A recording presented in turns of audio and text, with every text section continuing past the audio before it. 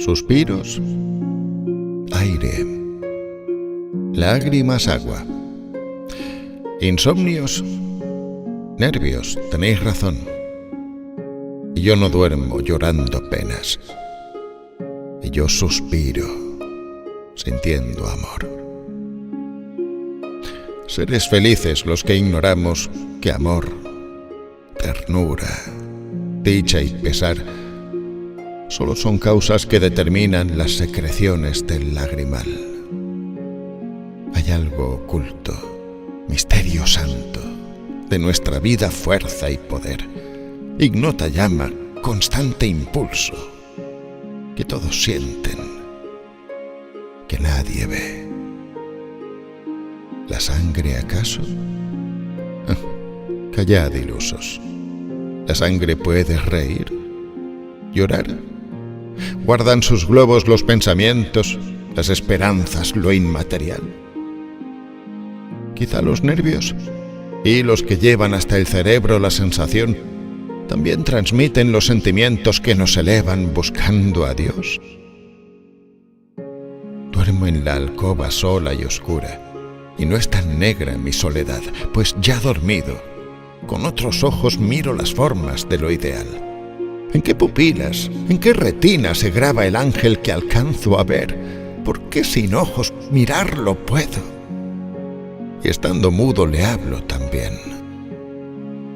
Sangre, no bastas para la mente, prestas al barro tinte y color, y de igual modo correr podrías dentro la estatua de Pigmalión. Mas este impulso secreto y vago, que le llamamos sentir, pensar, que nos eleva, que nos contiene, que deja al barro y al cielo va. Esta secreta llama que encierra conciencia, juicio, talento, amor, que no se palpa, que no se mide, la fe, la gloria, la inspiración. No está en los nervios ni está en la sangre. No. Que si fuese materia vil cuando se duerme bajo la tumba, con sangre y nervios quedara allí. Eso es eterno. La ciencia, el arte, reflejos suyos siempre serán. Fuera del alma, cuán pobres somos. Todo se muere. Todo se va.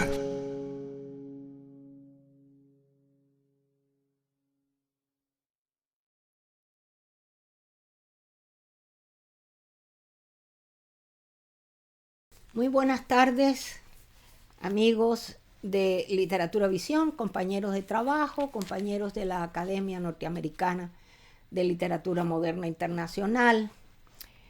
Hoy regresamos ya por primera vez en este nuevo año y queremos darle las gracias a todos por haber compartido con nosotros en el mes de diciembre, tantas felicitaciones y demás. Aquí está, como siempre, hemos abierto con un video que lo recita, como siempre, como es de costumbre, nuestro querido Joan Mora, y se titula Lo que no muere. Lo que no muere es un poema escrito por Juan de Dios Peza. Lo que no muere es un punto muy importante en este programa.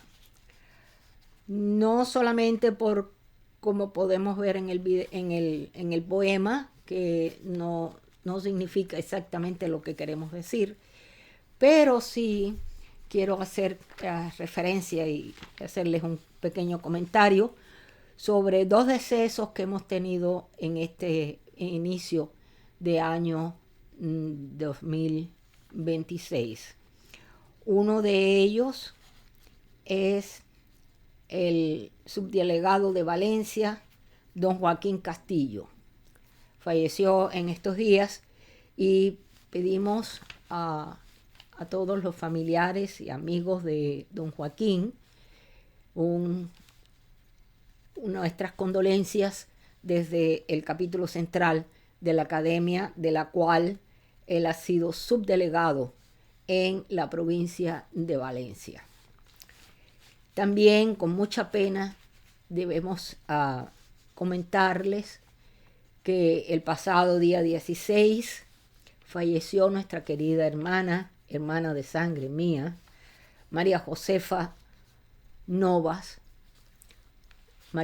San Juan de Novas, quien estuvo con nosotros acompañándonos hasta recientemente en Literatura Visión. Ustedes la conocieron y bueno, no voy a decir mucho más. Hemos recibido muchísimas condolencias de nuestros amigos, especialmente de Argentina, de España, y quisiéramos dejarles saber un poquito más de lo que es y fue la vida de María Josefa San Juan de Novas. Aquí un pequeño homenaje que Literatura Visión le rinda. Ella fue consejera de nuestra directiva central y trabajó firmemente con nuestro grupo para llevar adelante esta academia y este programa de Literatura Visión.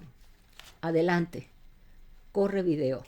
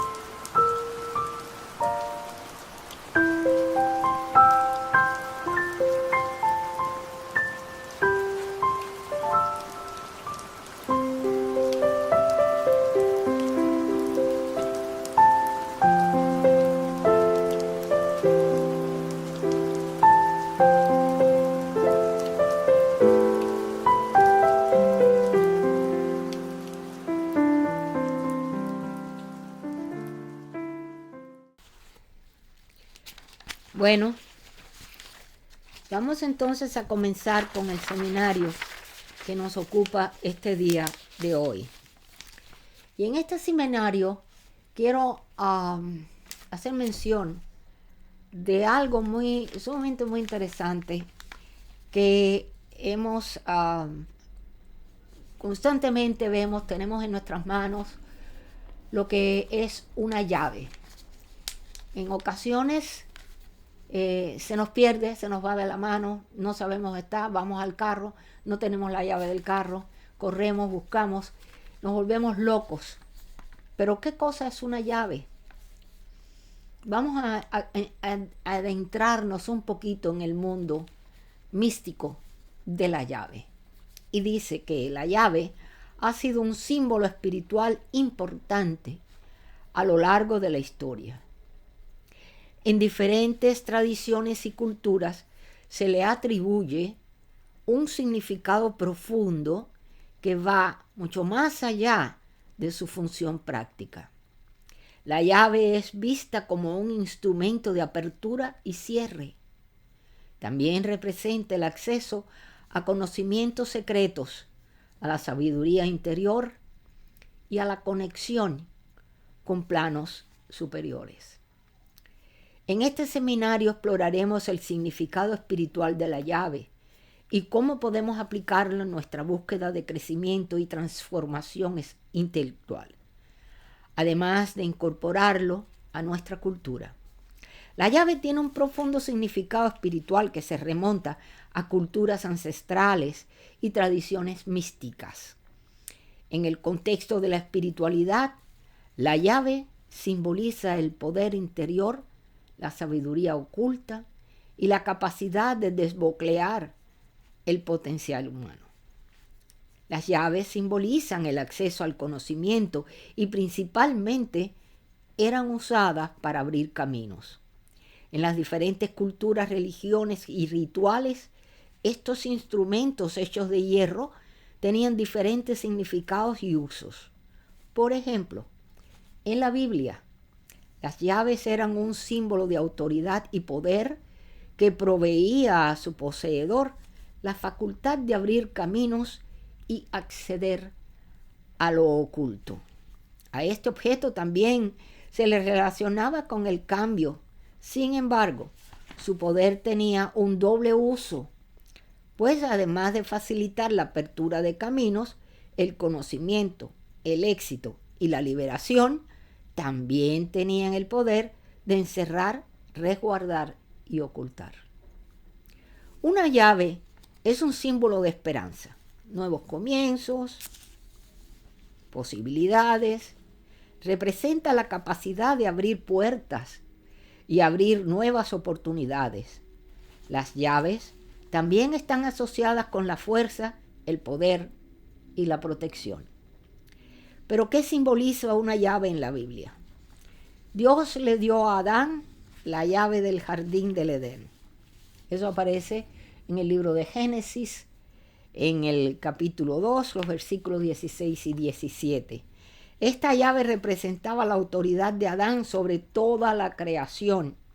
Simbolizan el conocimiento, la sabiduría y la comprensión.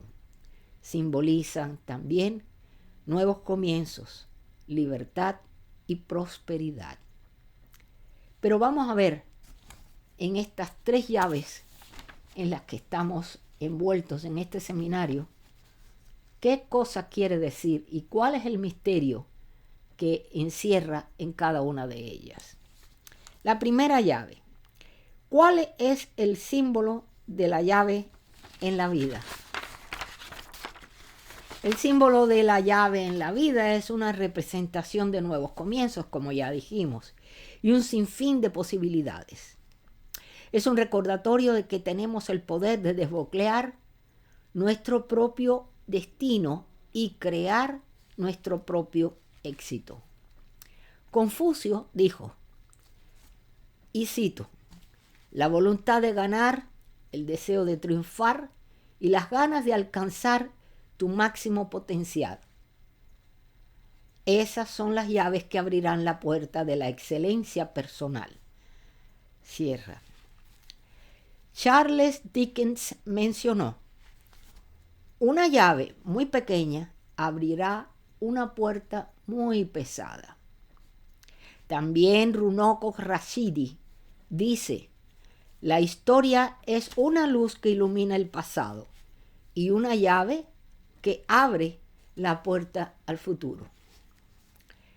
El significado espiritual de la llave dorada. En muchas tradiciones, el color dorado se asocia con la sabiduría, el conocimiento y la comprensión. También se considera un símbolo de abundancia y prosperidad. La llave dorada es un símbolo presente en diversas religiones y prácticas espirituales. Representa la idea de que existe una clave para desvelar todos los misterios del universo. Asimismo, el significado espiritual de la llave negra quiere decir, cuando se trata del significado espiritual de este tipo de llaves, o sea, la llave negra, a menudo se asocian con protección, fuerza y poder.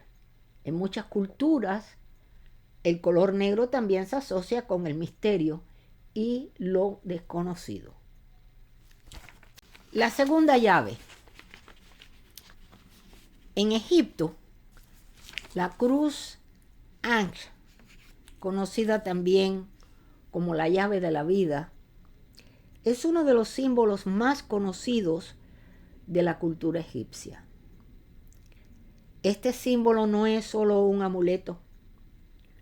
En el antiguo Egipto se relacionó con los dioses Neter, que eran representados portando dicho símbolo, indicando sus competencias sobre la vida y la muerte. Su inmanencia y condición de eternos relacionado con los hombres significa la búsqueda de la inmortalidad, razón por la cual es utilizada para describir la vida o la idea de vida después de la muerte. Entendida como inmortalidad al principio solo digna del faraón y después del imperio nuevo de todos los egipcios al evolucionar sus creencias, tal como se describe en el libro de los muertos. Libro muy interesante, por cierto, que habla mucho sobre muy profundamente sobre todo la cultura egipcia, tan interesante. Bien, seguimos. El Ankh, yo creo que se pronuncia así, no lo sé. Se relacionó como símbolo de renacimiento con la diosa Isis y con su esposo Osiris, ya que cuando fue asesinado por su hermano, su esposa lo resucitó mediante la ayuda de Anubis. Varios faraones aportaron la palabra Ankh en su nombre, entre ellos Tutanatón, imagen viva de Atón, y Tutanhamón, imagen viva de Amón.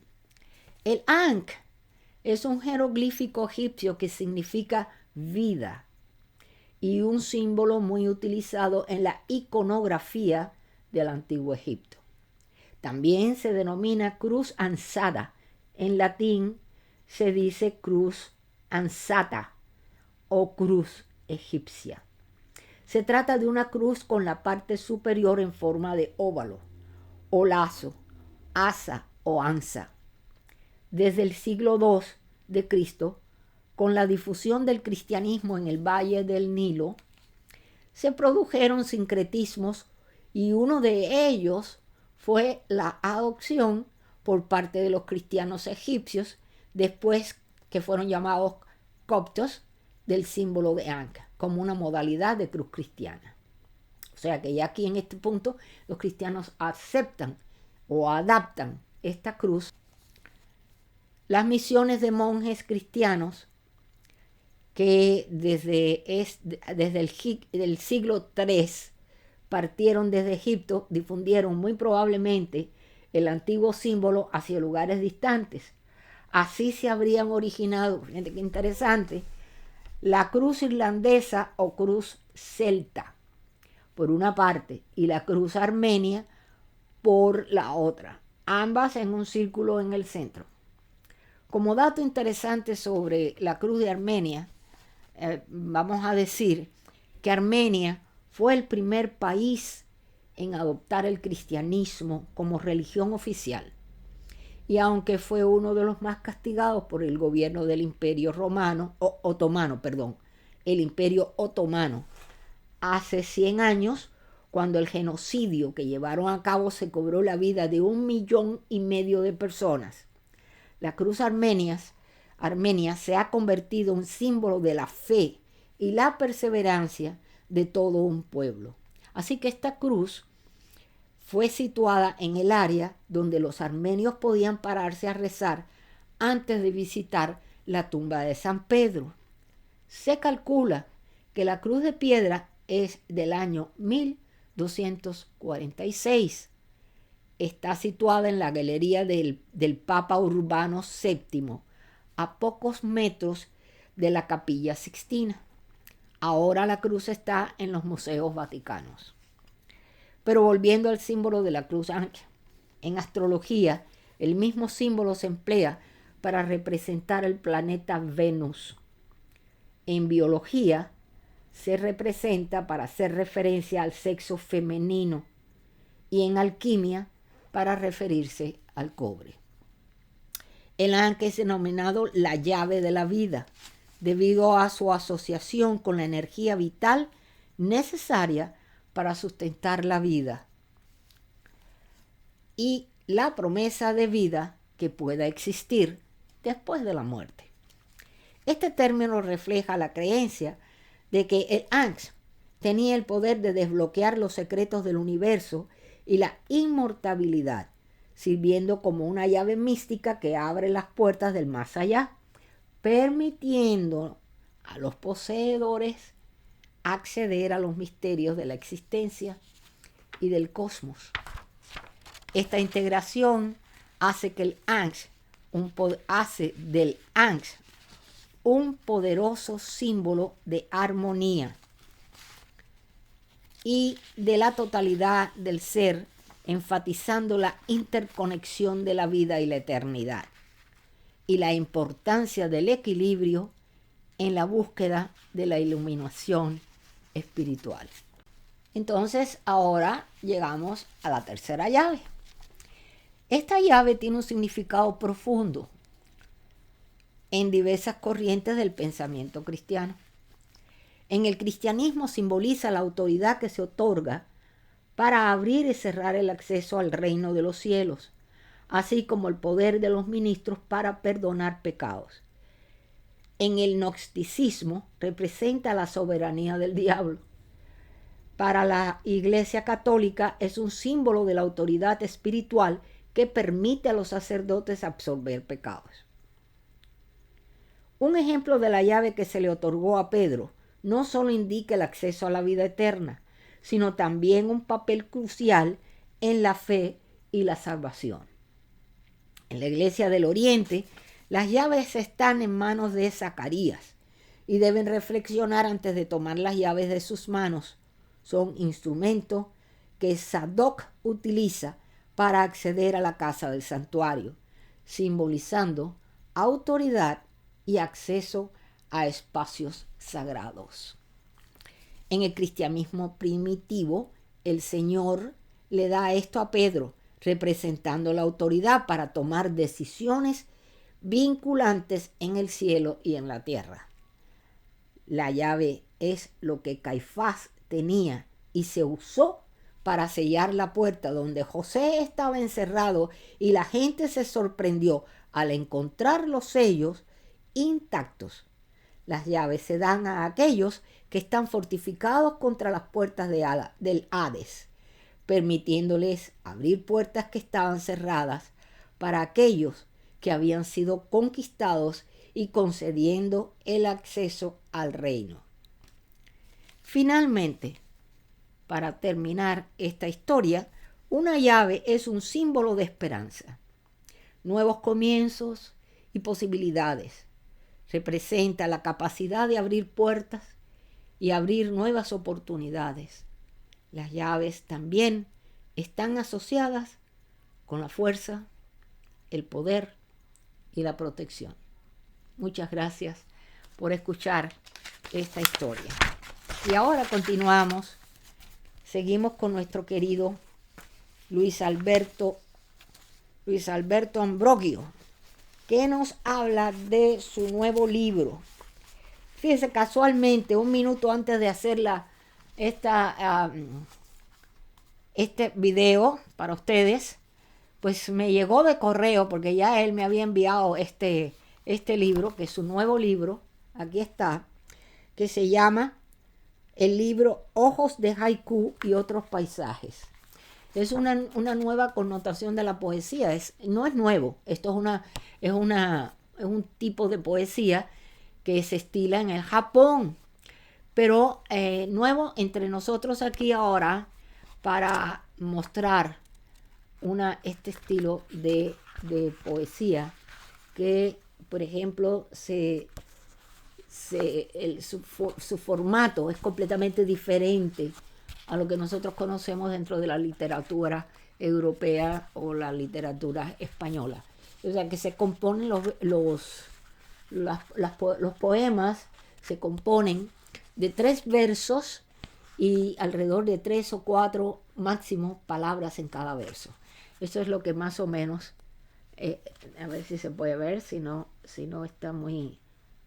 Bueno, esto es más o menos lo que indica el haiku, y nuestro querido Luis Alberto ha escrito este trabajo, este libro, y lo presenta para que ustedes lo puedan adquirir a través de Amazon o no me dijo más nada, pero creo que a través de Amazon pueden adquirirlo.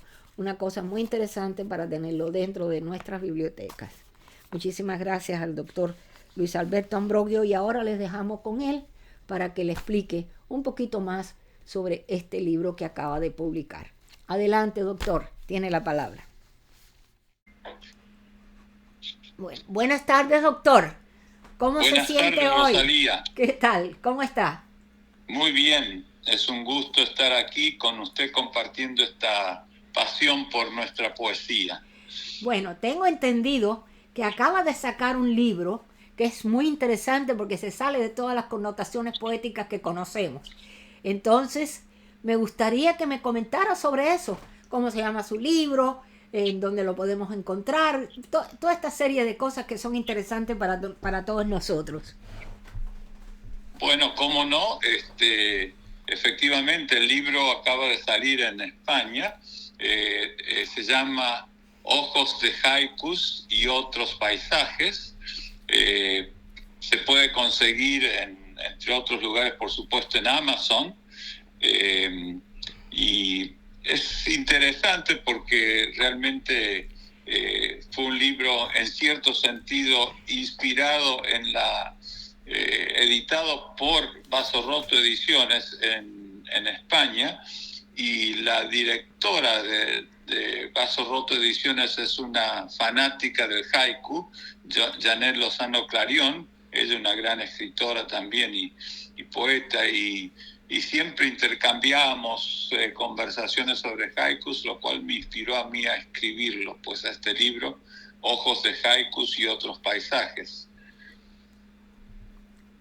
Ajá. Como ustedes saben, el haiku es de origen japonés, un género poético único, porque se trata nada más que de 3 estrofas de 5, 7 y 5 sílabas cada una, en ese orden. Es, por supuesto, en sí cada haiku es un poema breve, con esos 3 versos, que es sin rima por lo general, y tratan de captar un momento en cierto sentido fugaz, a menudo relacionado con la naturaleza, pero también obviamente evocando la belleza humana, la naturaleza humana, y los sentimientos sencillos, destacando pues la sencillez de la vida y expresándolo de una forma así espontánea. Es interesante, bueno, por supuesto, como todos los poetas, muchos de los poetas reconocidos, pues por ejemplo, Borges ha escrito haikus y publicado, y como él, muchos otros también. Lo divertido es que en la definición del haikus, una de las que a mí más me gustan es porque realmente el verso siempre es como un juego, es como pretender, es como pretendiendo y haciendo realidad, sea un sentimiento, sea una imagen, sea un sueño, sea un ideal.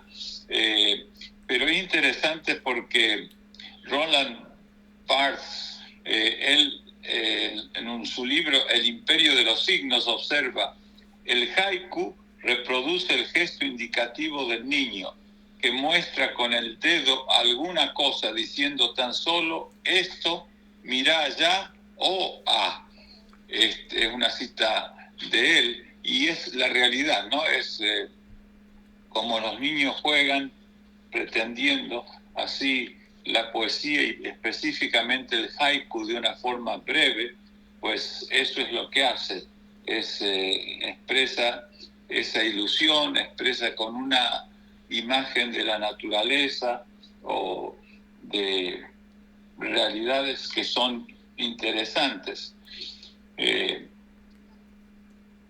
Yo en la introducción al libro, que se titula Poesía, el juego de la existencia, la diversión de los haikus, hablo pues de todas estas aproximaciones a lo que es el haiku. Y bueno, luego de esa introducción, que incluso la han repetido, veo en varias editoriales que están promoviendo el libro, dice, han puesto partes de este prólogo. Y el prólogo lo acabo diciendo: frente al caos no nos queda más remedio que jugar a la armonía comunicable. En todo caso, quizás sea necesario disculpar el atrevimiento de la poesía, resultado, como lo hizo antes Robert Louis Stevenson, de estar jugando en casa como un niño con papel, en la confusa maravilla de nuestro universo, nuestra naturaleza.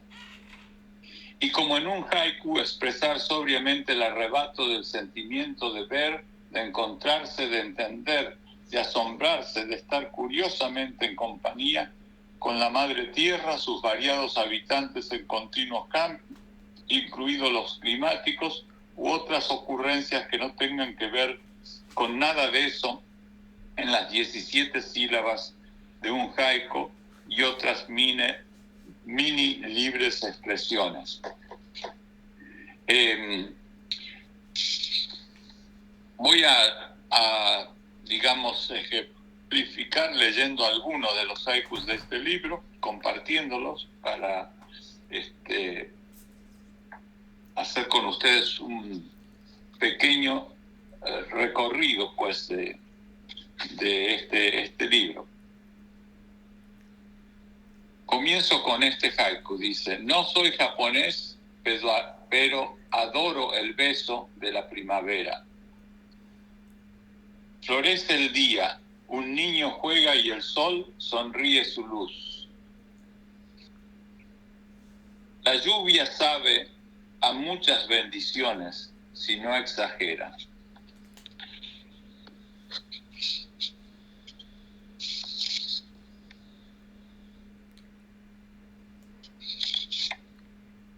Mi amor duerme en la inocencia ilusa de un sueño azul.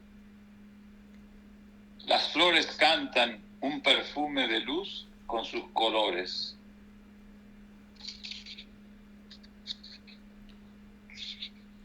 Es interesante porque en algunas teorías de los haikus hablaban de que el yo no estaba presente en los haikus en sí, pero en realidad, por ejemplo, si uno lee los haikus de Jorge Luis Borges, ve que allí hay una presencia del yo en sus haikus y realmente en otros también grandes escritores.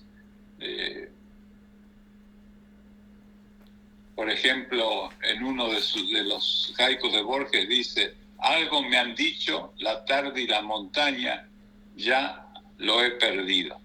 En fin, es un ejemplo simplemente nada más de cómo, digamos, las teorías de cómo hacer una estrofa a veces se cumple, a veces no. Lo importante es que sea poesía. Sí, sigo con mis haikus. Este es uno que dice: poema es la vida que el individuo escribe cuando florece.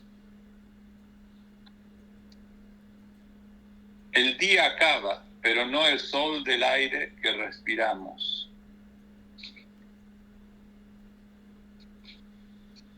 Y sigo pasando páginas para llegar a otros haikus. Este dice: la playa goza la caricia del mar, cariño perpetuo.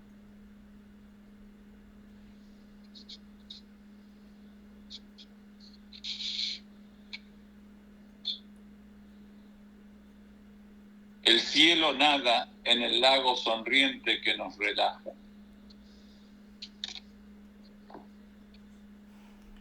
Moriré un día sin mañana ni tarde, solo una fecha.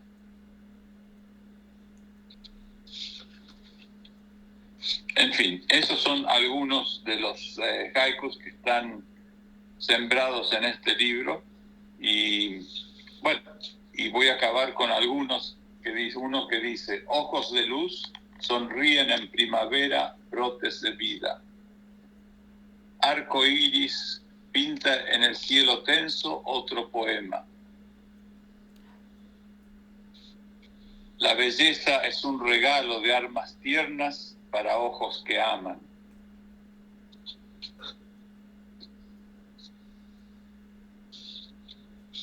Y uno luego también ve, como dije antes, la naturaleza, etcétera, y todos los que la habitan a la naturaleza. Por ejemplo, este haiku dice: gorrión que salta las notas de su canto con maestría.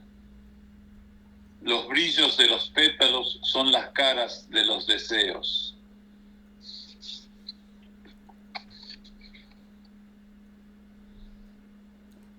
Estas gaviotas protegen territorios, alas tajantes. Yo te imagino como un río de amores en mi amplio valle. Resucitar la música del cielo nos ilusiona.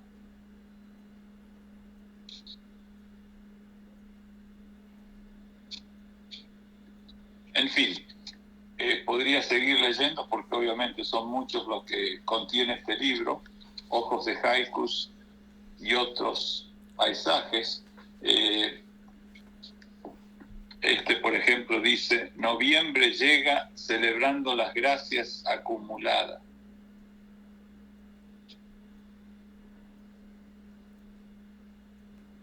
¿Por qué morir en vuelo de verano con luna llena?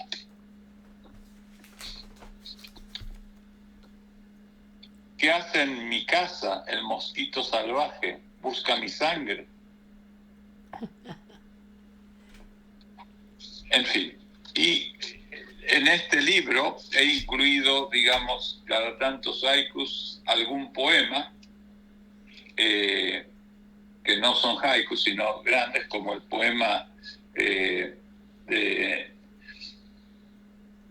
refleja algo que dijo Nicanor Parra, y que creo que alguna vez lo compartí en este programa, y lo voy a cerrar esto con este poema. Él decía, Nicanor Parra: a los amantes de las bellas letras hago llegar mis mejores deseos.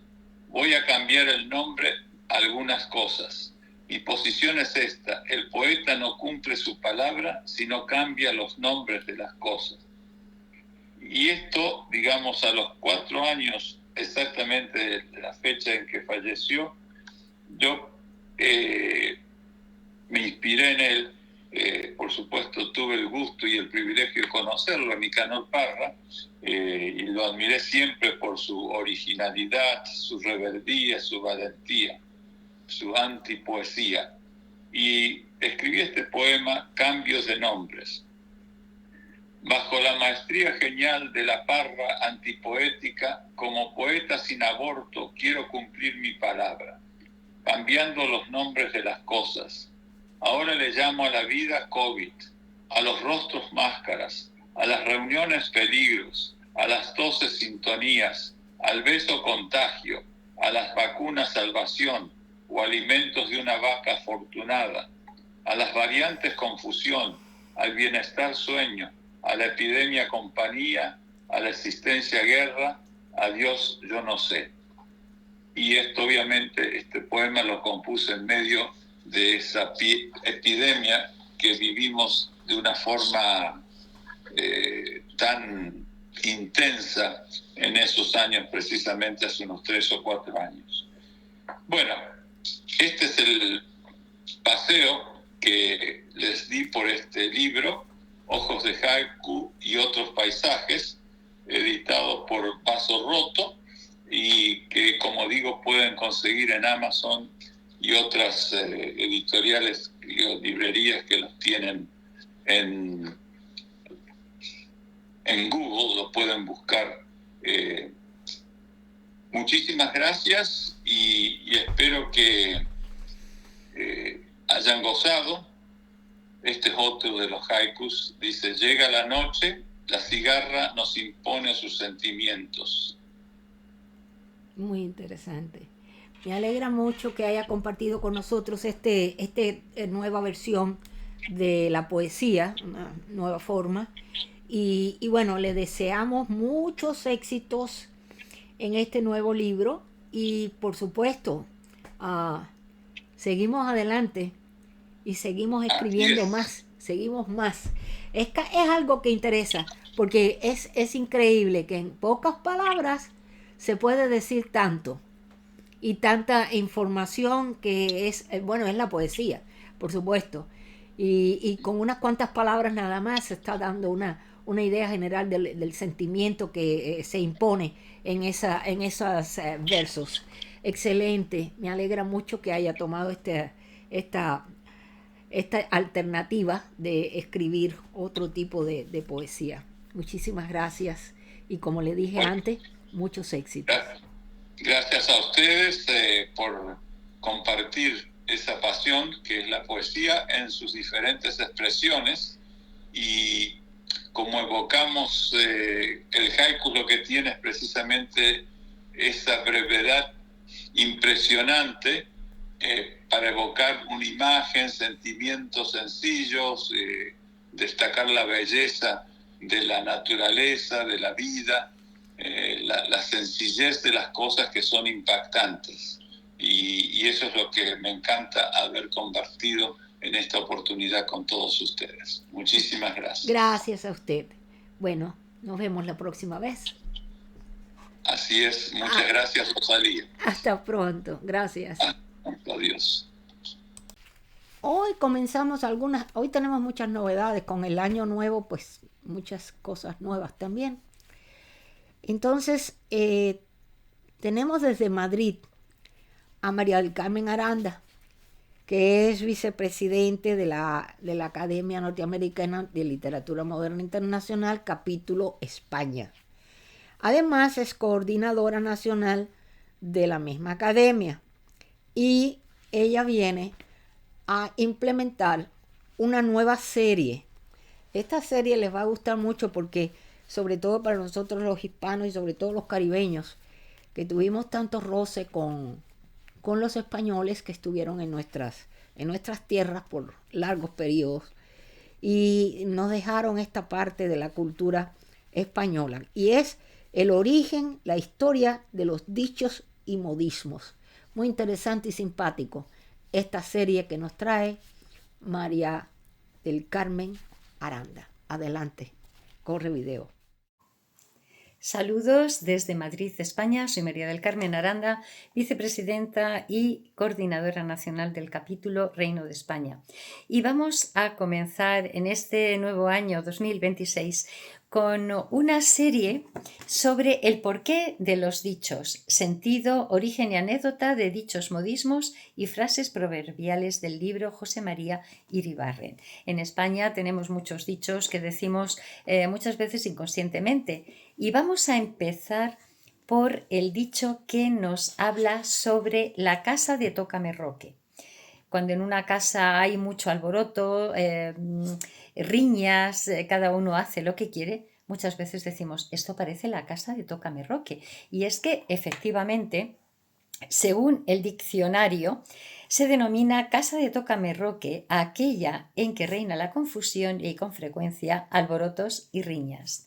La casa de Tócame Roque estaba en la calle del Barquillo, en Madrid, y fue demolida en 1850. Era una casa de vecindad fea e insalubre, famosa por haberle inmortalizado don Ramón de la Cruz en su sainete La Petra y la Juana o el Buen Casero, y por los 1000 zipizapes que en ella se armaron, el último contra corchetes y ministreles para oponerse a la evacuación del inmueble, dispuesto ya el derribo del mismo.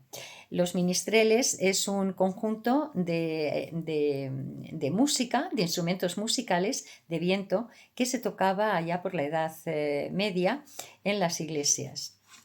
En esta y en otras casas de vecindad antiguas se inspiró Mesonero Romanos para escribir en mayo de 1836 su artículo Día de Toros, incluido en su obra Escenas Matritenses.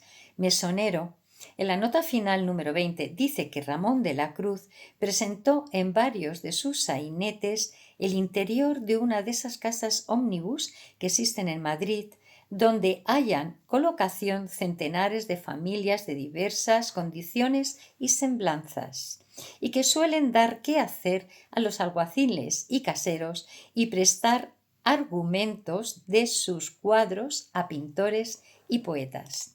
Añade el mismo autor que, según la tradición, la casa de Tócame Roque, inmortalizada por Ramón de la Cruz, es la casa que aún existe en la calle Barquillo, señalada con el número 27, y es propiedad del señor conde de Polentinos. Sobre este inmueble escribió Neira de Mosquera un artículo costumbrista que apareció en el Semanario Pintoresco Español en el año de 1850.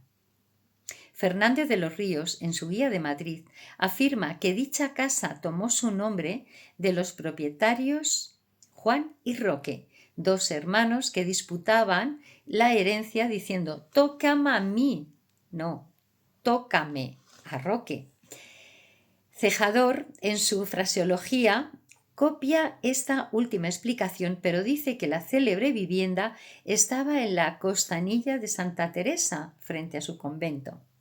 La cita más reciente que se conoce sobre la casa de Tócame Roque es la de Natalio Rivas en su libro Memorias Contemporáneas.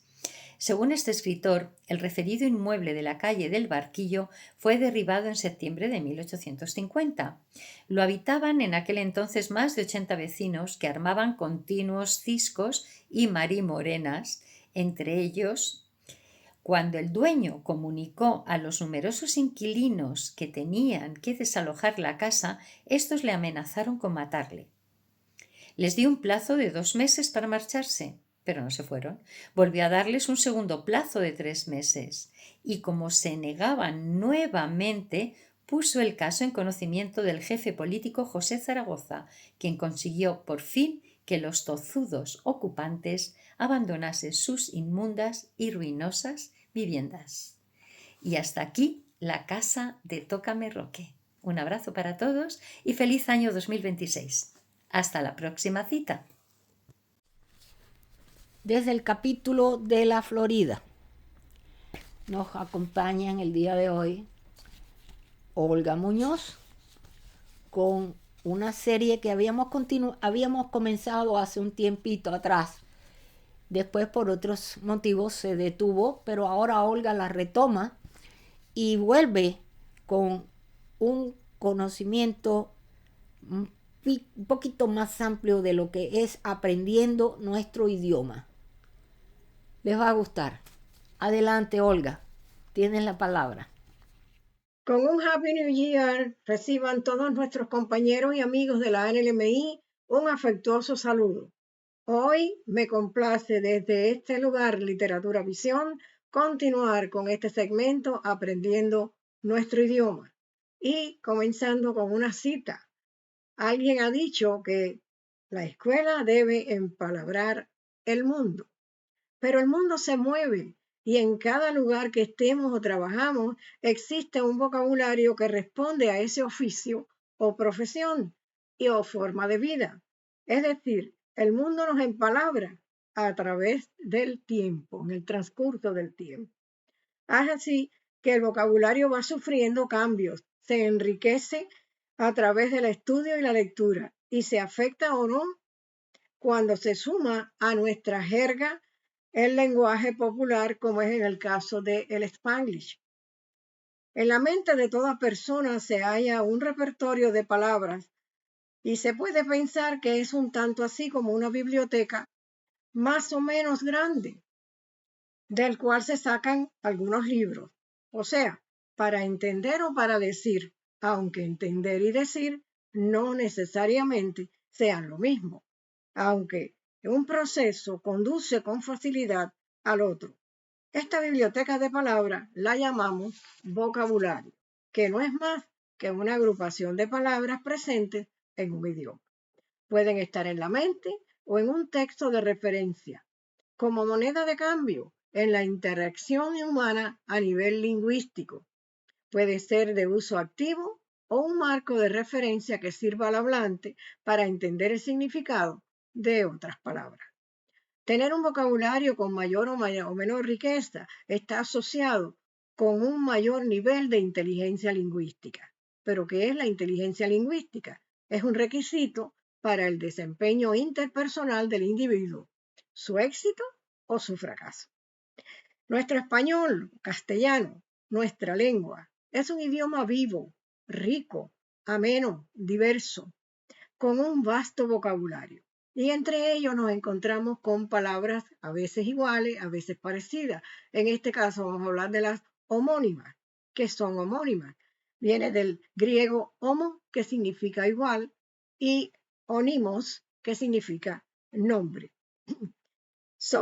Dentro de ellas están las que se conocen como homógrafas, porque son aquellas palabras que tienen igual grafía, y las homófonas son igual pronunciación. Y vamos a citar algunos ejemplos. Por ejemplo, tenemos la palabra cura. Cura puede ser referencia al sacerdote o puede hacer referencia a una curación, a una sanidad. ¿Qué pasa? Que lo vamos a descubrir en el contexto. Hay que usarlo en oraciones para poder definir cuál es uno, cuál es el otro, porque las palabras son exactamente iguales. Cuando decimos, por ejemplo, el cura hizo o dijo un sermón muy interesante en la misa. Y ahí estamos salvando la palabra cura, se refiere al sujeto que es el sacerdote. La enfermera cura las heridas. Ya también se está aclarando que se refiere al otro concepto de la palabra. En la oralidad, el sentido de la palabra se toma del contexto, como acabamos de señalar. Tenemos también la palabra llama. Llama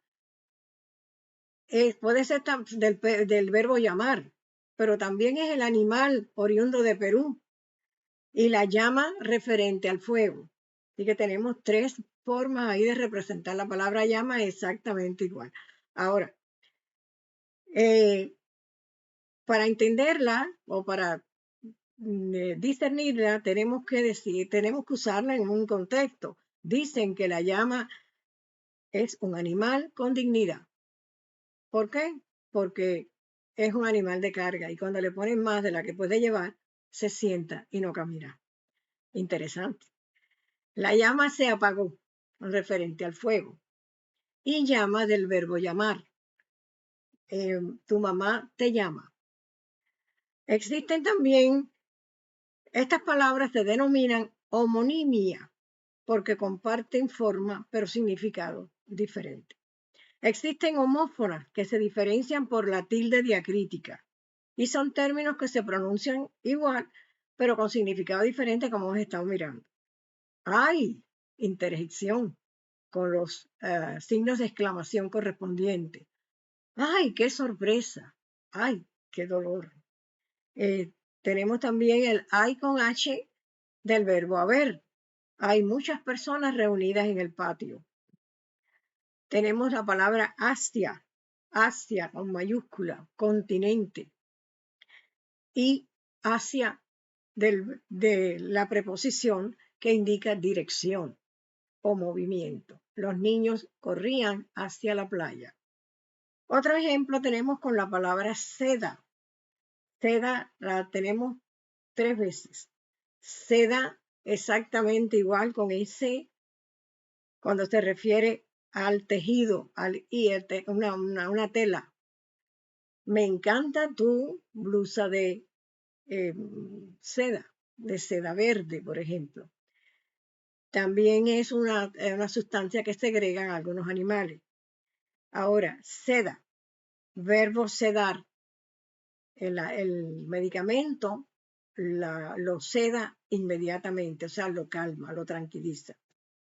Y el otro seda es con C, que se refiere a, es como es una orden, ceda el paso. Se usa mucho en la calle para desviar vehículos, por ejemplo, ceda el paso a las bicicletas, ceda el paso a los peatones, etc. Debemos observar también que las homófonas pueden o no serlo en diferentes regiones hispanoparlantes, porque la pronunciación puede variar en cada país de acuerdo a su cultura. Tal es el caso de la pronunciación de la S y la C y la Z en España. Con sonido suave la S y la C. Ciervo, cierro. Es una S más pronunciada, como el silbidito. Y la Z, que sí tiene su pronunciación característica. En otros países tenemos la Y, la doble L y la Y, para usar palabras con Y, por ejemplo, vaya y vaya de cerca. Tenemos que colocar la valla para separar el terreno o la valla para cerrar el patio. Es una valla, una cerca, esa es la expresión. Con estos ejemplos terminamos nuestro encuentro de hoy. Espero les haya sido interesante. Continuaremos en próximo programa. Gracias a Literatura Visión por esta participación y a todos los seguidores por su atención. Muy buenas tardes. Ahora nos complace traer a nuestro querido caballero de la poesía, le digo yo, Ernesto Can, que nos trae una poesía titulada 3 trovas al declamador de la poesía. Adelante, nuestro querido Ernesto, corre video.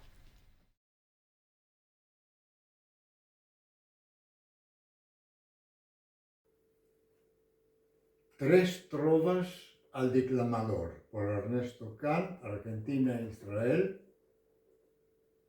enero 2026. 1.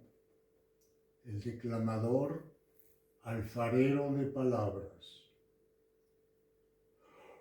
Una voz alta en pasión, modelada en soplo ardiente, cada verso en emoción y una nota, la fuente. 2. El declamador, navegante del verso. Es brújula en mar de tinta, surca el texto en emoción, con dicción que es alma pinta, y es oído en seducción. 3. el declamador, tejedor de rimas, actor que vibra y recita versos en voz y mirada, a los poetas habita, y el alma queda trovada. Muchas gracias. Bueno, ahora continuamos con el video de los videos de Alba Learning, los audiolibros que presenta Alba Learning. Adelante, corre video. Buenos días a todos, estimados amigos de Literatura Visión.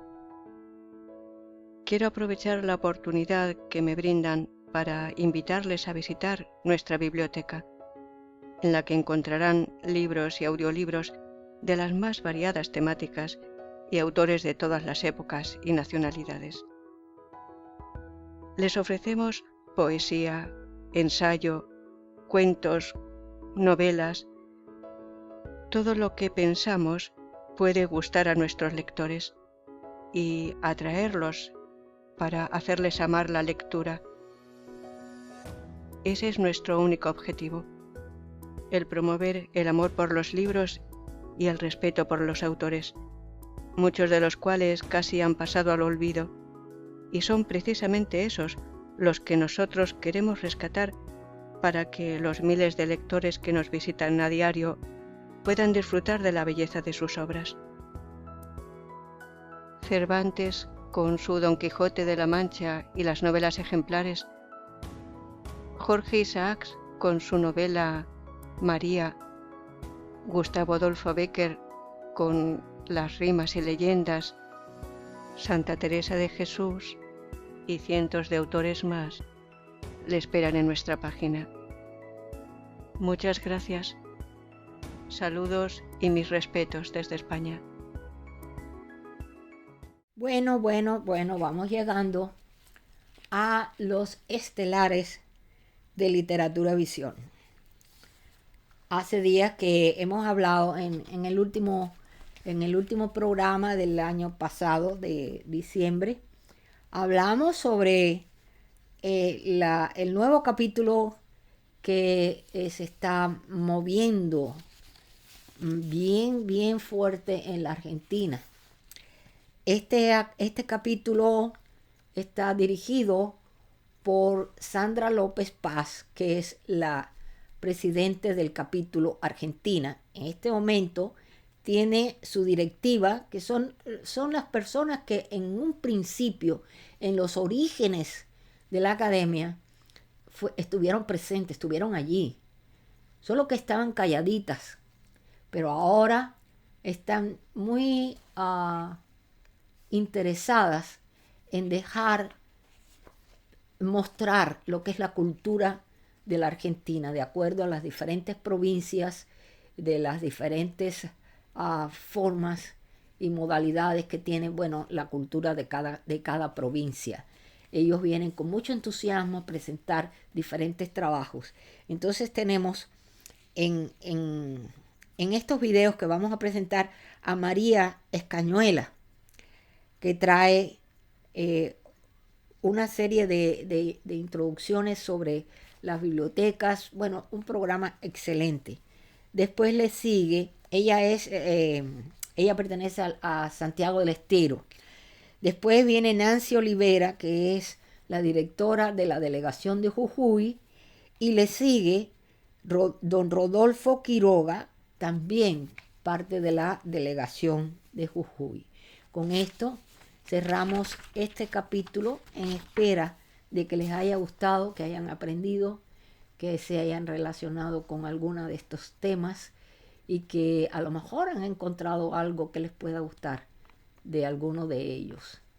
De todas formas, aquí este primer programa del año nuevo, les deseamos mucho éxito en todo lo que continúa y como siempre nos vamos a despedir hasta el próximo programa y mientras tanto vamos por más.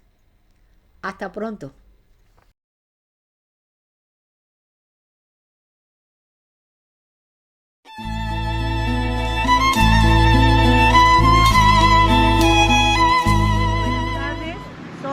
Cañuela, miembro asociado de la Academia Norteamericana de Literatura Moderna Internacional, de la Delegación Santiago del Estero, República Argentina.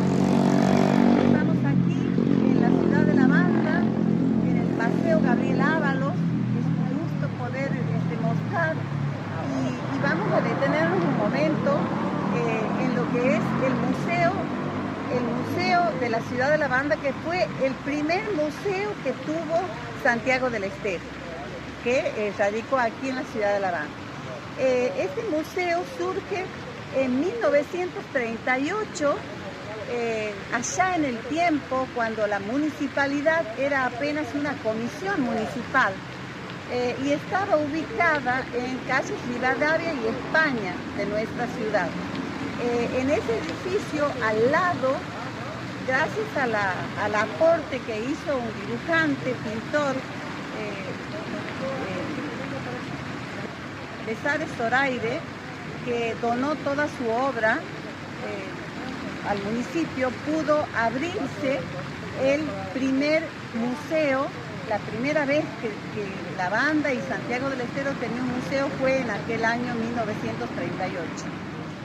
El museo estuvo en el primer piso del Mercado Unión por varios años y luego con el tiempo fue trasladado a una casilla que ya por supuesto no existe, y es el lugar a donde hoy está la escuela Juanita Río. Y a partir de allí fue trasladada ya definitivamente a donde se encuentra hoy y a donde voy a pedir que me acompañen. Bueno, los invito a pasar, a abrir esta puerta que nos va a llevar a tanta historia de La Banda, de su crecimiento, de su gente.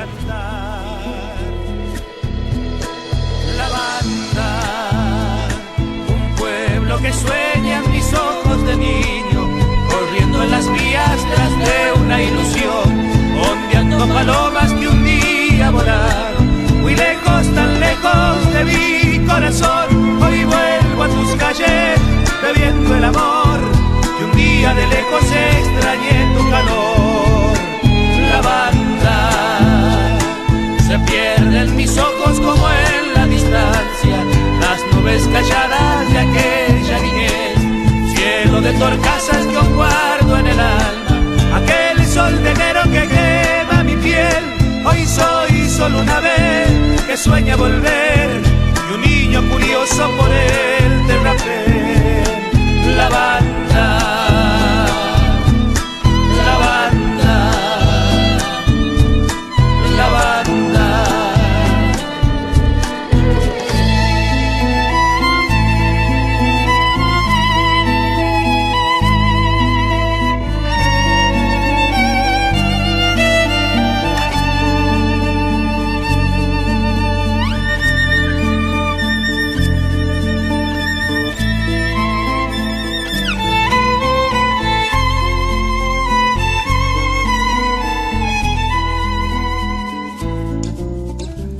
Hoy la imagino a mi madre silbando apenas aquella canción, la que acunaba mi infancia, la que cantaba yo en el veredor. Salí de Santiago, todo el camino lloré. En la unidad museológica contamos con el Museo Ferroviario y está representado con las gorras, la vestimenta, los cuadernos con las que llevaban el control del ingreso y de la salida de los trenes, el cambio de vías, y también hay una maqueta que representa todo el movimiento de las vías, el cambio, como he dicho, a un costado el plato giratorio a donde entraba la máquina, y como había una sola máquina, entonces se la hacía girar para que volviera. La Biblioteca Cultural e Histórica Sebastián López cuenta con más de 400 obras de autores santiagueños, bandeños, de literatura internacional, grandes obras de la literatura universal, y sirve de consulta principalmente a los que desean buscar y bucear en los orígenes de La Banda. Se remiten entonces a la gran obra de don Lázaro Criado, La banda y su pasado, con el aporte de escritores de la época que cuenta cómo se originó el pueblo banda, su crecimiento a partir de la inmigración europea, que se produjo en 1890 a 1930, y que influyó grandemente en el crecimiento y desarrollo del pueblo, que fuera declarado ciudad el 16 de septiembre de 1912. El Museo de Bellas Artes alberga las obras de artistas bandeños y santiagueños, como por ejemplo la obra de Juanita Briones, una bandeña artista plástica que realizó sus estudios en Tucumán, a donde vivió junto a sus padres y sus hermanas. Antes de fallecer, les pidió a sus hermanas que al momento de desaparecer donaran su obra consistente en más de 400 cuadros entre los enmarcados y las hojas dibujadas a lápiz, a donde destaca principalmente la mirada de los niños humildes y sobre todo también las mujeres del pueblo. Además, cuenta con cuadros de Gaspar Besares Zoraire, de Pablo Raúl Truyenque con su cancionero, sus letras maravillosas.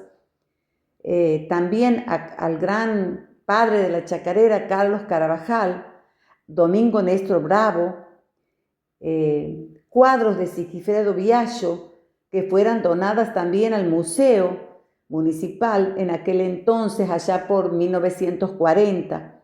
O sea que tiene una gran cantidad de artistas plásticos, cantores. La lista cuenta con la obra realizada por nuestro querido Julio Argentino Jerez, letrista y cantor, autor de la letra de Añoranzas, que fuera declarada por la Honorable Cámara de Diputados de la provincia como el himno provincial de Santiago del Estero.